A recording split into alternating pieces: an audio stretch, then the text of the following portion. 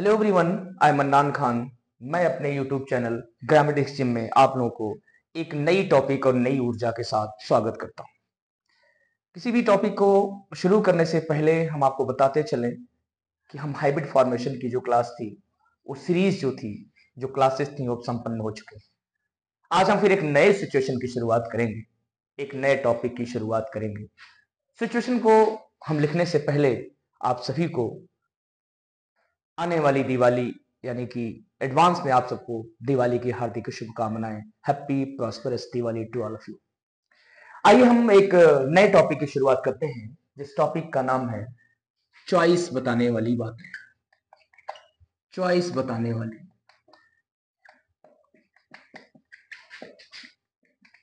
बातें, इंग्लिश में इसको अगर हम कहें तो चॉइस प्रेफरेंस भी कहा जाता है। चॉइस प्रेफरेंस भी कहते हैं। इसकी टॉपिक क्या है आप ये समझिए। पहले टॉपिक ये है कि जब हम कभी पसंद करना या इच्छा करना जैसी बातों का सामना करते हैं, जब हम एनकाउंटर करते हैं, बहुत सारी ऐसी सिचुएशन हमारे सामने आती हैं जब हमें अलग अलग चीजों को पसंद करने की बात करनी होती है, बताना पड़ता है। आपको बताएं कि पिछली क्लासेस से हमेशा हम इस बात पर फोकस कर रहे हैं, एम्फेसाइज कर रहे हैं, स्पेशल एम्फेसिस कर रहे हैं कि एक ही बात को मल्टीपल तरीके से कैसे कहें। निश्चित तौर पर आज की क्लास बहुत ही यूजफुल और बहुत ही इंटरेस्टिंग होने वाली है। इसको आप जरूर लास्ट तक देखें और समझें कि एक इंसान की कला, जो कहते हैं ना आर्ट ऑफ स्पीकिंग या आर्ट ऑफ पब्लिक स्पीकिंग कह सकते हैं, कैसे डेवलप की जाती है। जब हम एक ही बात को अलग अलग तरीके से कहते हैं, तब हमारी भाषा बहुत अच्छी हो जाती है। आज उसी बात को हम आपको दिखाएंगे कि एक ही बात को कैसे अलग अलग तरीके से लिखेंगे। जैसे अगर आपको कहना हो कि उसे संतरे पसंद है। आप देखिए, आप हिंदी में लिखा हुआ उसे संतरे पसंद है, इसको हम और भी तरीके से हिंदी में लिख सकते हैं। उसे संतरा अच्छा लगता है, उस संतरे का शौकीन है, उस संतरे के बिना रह नहीं सकता। हिंदी के बहुत सारे तरीके हैं लिखने के। ठीक उसी तरह, इन द सेम वे, आप अंग्रेजी में भी इसी तरह से इसको ट्रांसलेट अलग अलग तरीके से कर सकते हैं। लेकिन इंग्लिश का स्ट्रक्चर तो अलग अलग जरूर होगा, लेकिन मीनिंग सबकी सेम होगी, सेंस सबका सेम होगा। आइए हम कुछ इंग्लिश के सेंटेंसेस लिखते हैं इसी को ट्रांसलेट करने के लिए, और अलग अलग तरीके से लिखते हैं। जैसे इसे लिखना है उसे, तो ही सिंपल प्रेजेंट में आप इसे लिखेंगे ही लाइक्स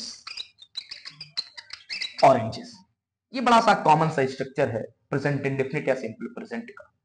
इसको हम और कितने तरीके से लिख सकते हैं, आइए हम इसको लिखते हैं। जैसे जहां पर आपने लाइक्स लिखा है, आप चाहें तो इसको और तरीके से कैसे लिखेंगे, जैसे ही। अब इसके साथ में हैज हैव का भी प्रयोग आप कर सकते हैं। आज सिंगुलर है इसलिए हैज। लाइक्स की जगह पर अ लाइकिंग फॉर का भी इस्तेमाल किया जाता है। अ लाइकिंग फॉर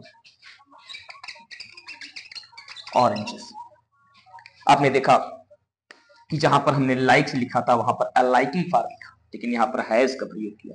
प्लूरल होता तो हैव का प्रयोग करते। एक और तरीका है इसको लिखने के लिए कि he has a taste for oranges. थोड़ा सा ग्रामेटिकल कॉन्सेप्ट को समझते चलिए, बिल्कुल आप इस क्लास में बोर नहीं होंगे। समझने वाली बात है कि यहाँ पर जो टेस्ट लिखा है इसकी स्पेलिंग TASTE है। कहीं गलती से अगर आप TEST लिख देंगे तो वर्ब बन जाएगा, जिसका मतलब होता है परीक्षा लेना या परीक्षण देना या परीक्षण करना। तो ध्यान दें, ये टेस्ट है जिसका मतलब स्वाद है और ये नाउन है। इसका और भी तरीका है आपके पास, यहां भी हैज का प्रयोग किया गया है। एक और तरीका लिखने के लिए कि he is fond of oranges. कितनी अजीब सी बात है और कितनी इंटरेस्टिंग बात है कि यहां पर हमने जब फॉन्ड ऑफ लगाया तो यहां पर इस का प्रयोग किया, जब अ लाइकिंग फॉर लगाया तो हैज का प्रयोग किया, अ टेस्ट फॉर लगाया तो हैज का। ध्यान रहे कि यहां पर फॉर लगा हुआ है ऑफ नहीं, और यहां ऑफ लगा हुआ है फॉर नहीं। कहीं ऐसा तो नहीं कि गलती से आप फॉर की जगह पे ऑफ और ऑफ की जगह, नहीं, ऐसा बिल्कुल नहीं करना है। We have to be very careful.